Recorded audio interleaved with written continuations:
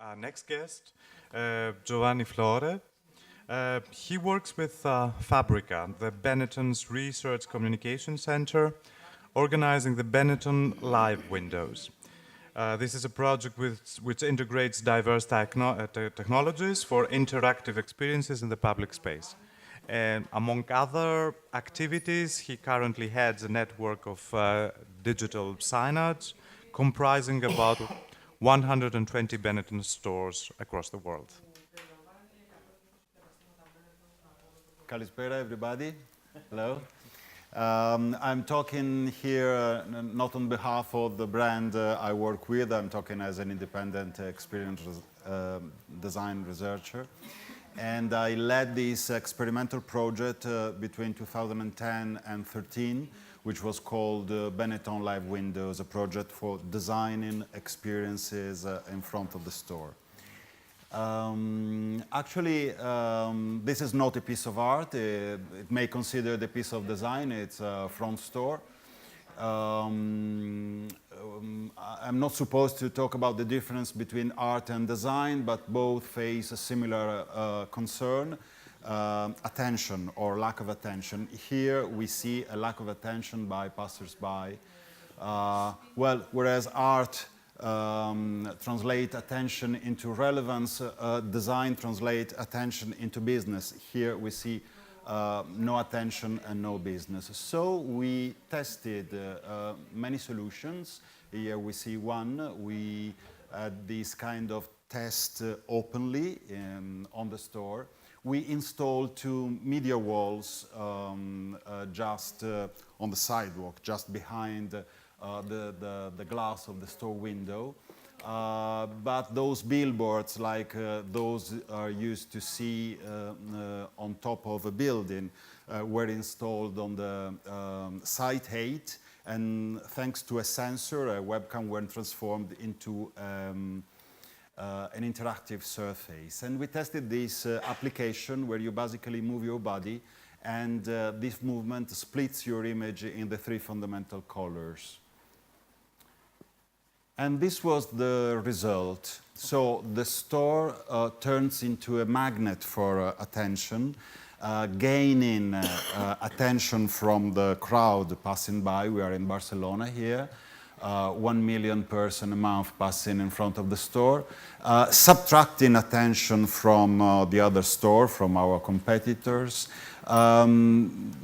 injecting relevance to the people in front of the digital surface, and creating something like a street performance. And this is the whole story of Colors of Movement, the name of this application. Can we have some more sound, please? Colors of Movement, as you may see, is basically utilize this language in all situations, in all cities where we developed it. It was in Barcelona, in Munich, in Milan, in Paris, in London, in New Delhi, in Shanghai. And without the need of any instruction, everybody was able to understand what to do. Just move your body to trigger the effect of looking at your of your image split in the three colors. But the real show occurring on the street wasn't on the video wall, but was really on the people, single people or groups of people acting this way, in this silly way, to create this performance occurring all the time. So the bodily movement was our first paradigm to create some experiences in front of the store.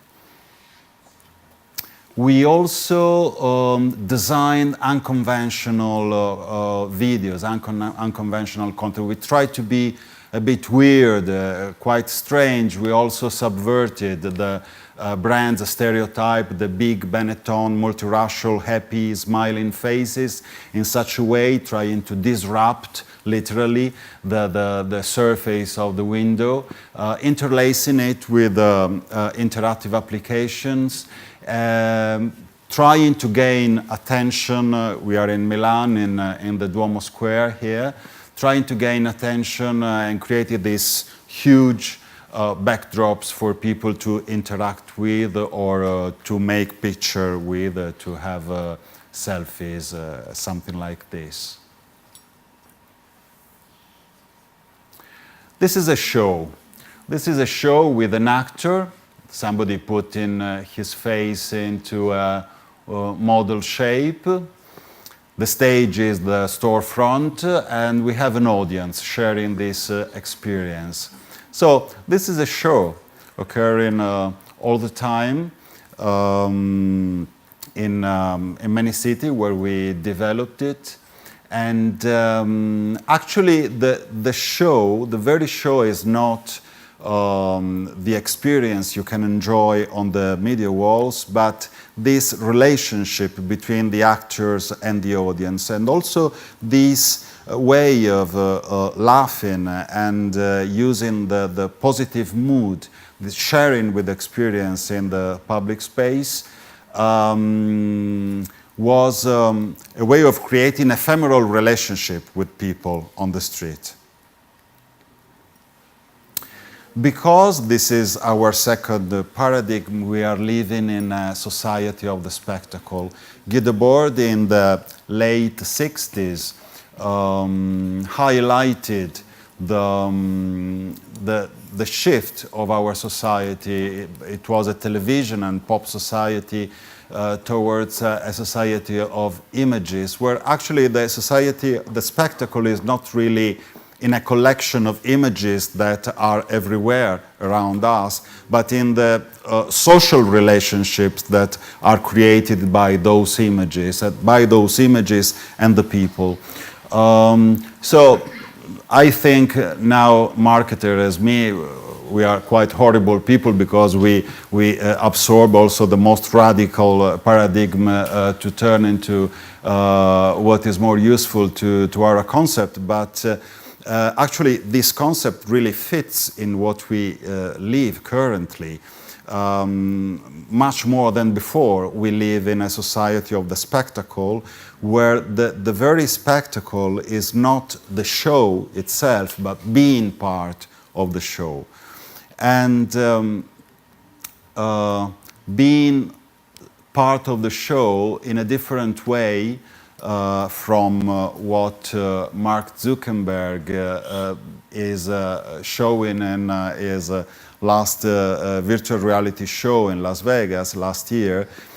Doing it in the public space, being social in such a way, is much more different from being social as in social networks, where everybody is very detached and isolated from all the other subjects. And fakes this connection with the whole world. We experimented this being social in front of the store with the real people live on stage, and I think that this is the future. If this is the future, it's quite concerning. I'm quite afraid of the future in this case. Yes, this was the recurring seen all the time during this kind of experiences, and this is what we called also a social acupuncture, a small and light organic intervention on the scene, on the street, creating this thanks to this good mood, this way of laughing together. Creating this very quick and easy and ephemeral relationship between people who don't know each other in a place where everybody used to go there for shopping, for spending money, or feel frustrated if they have no money to spend.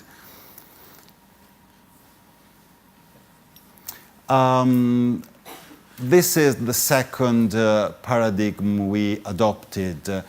Irenois Eibesfeld, in his book about behavioral patterns, highlighted how we as human beings have a rich repertoire of tools for social quietening. The first one is smile. If you smile to somebody, you are already connected in some ways. And the second one, very strong, is children. Children are just the presence of children or the semblance of children has the power of lowering social aggressiveness. So he observed how Australian Aboriginal used to put forward their children when encountering for the first time the so-called civilized man, just to show that they had no bad intention, that they were no threatening, and also even to ask not to be threatened, putting forward the children. So we used children a lot. And I'm afraid there's been some change in the slides. Sorry. We used children a lot, and as in this case, sorry, I will go. Okay. As in this case, in this application, we leverages this way of integrating children, play, adults looking at the children playing, and adults playing like children in a general experience that spread a halo of good mood, of positive thinking, and also for our interest lowered the barriers against the persuasive communication. So the brand and the store created this framework for producing these kind of experiences.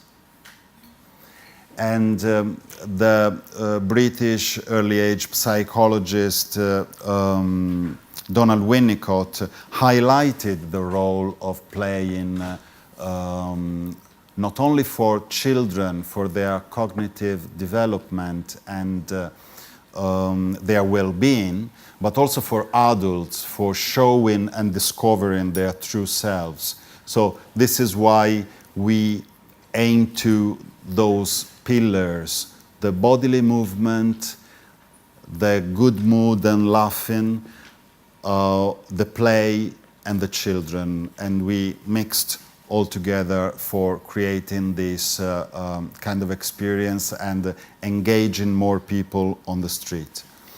But I want to make also this nice mood of my storytelling about children play and having fun, to recall the fact that not all the children play or laugh.